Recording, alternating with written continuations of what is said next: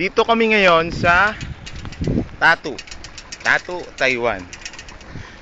Sulukuyan kami, binabaybay namin ang daan patungong lawa kung saan kami mangunguha ng mga tilapia. Ayun ang taniman ng pakwan. Taniman ng mga palay.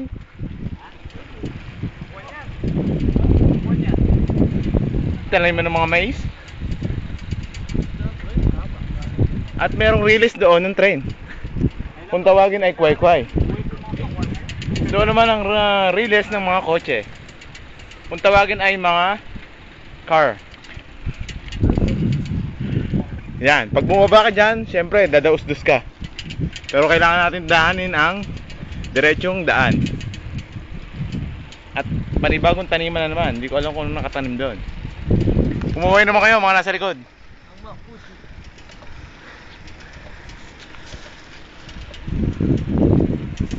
Bali two-way ito, two-way. Dinadaan natin two-way. Two-way ng mga bike.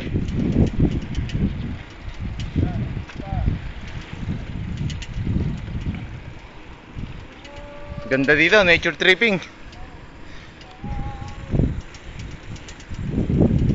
Sabi nila, magsasawa din daw ako dito pag tumagal ako. Ayan ang punong walang dahon, pero may sanga. Siya lang ang tagtiyot na puno. Parang kami walang makain.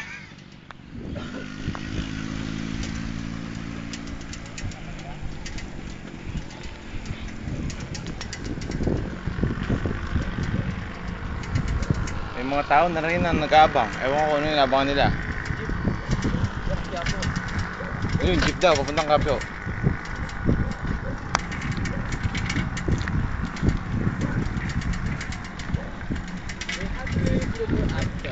Ayan. At ang mga ibon.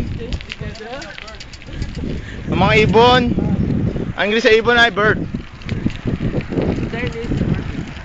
Sa Chinese, insikern. At meron traktoran na babangga ako kay Edwin. Scania rin, no?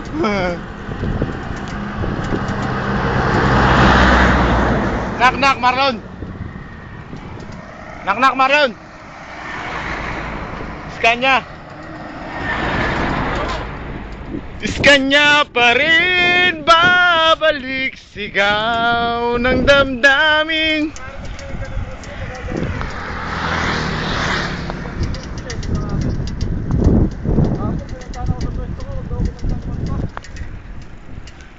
Pinuntahan ka? Pinuntahan ka?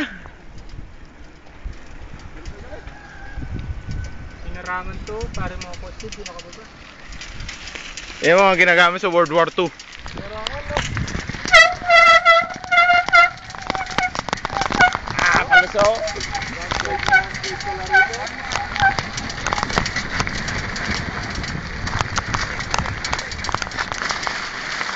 Dito yata kami mangunguha ng ano eh.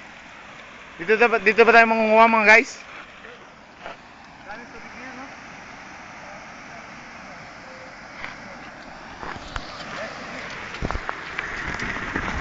Go guys.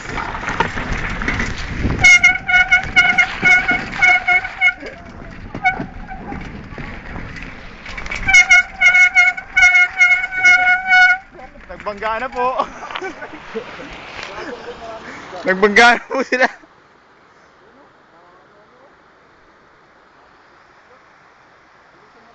Saan tinatawag na tabing ilog? Andito si Badong? Si Dodong? At si Alembong.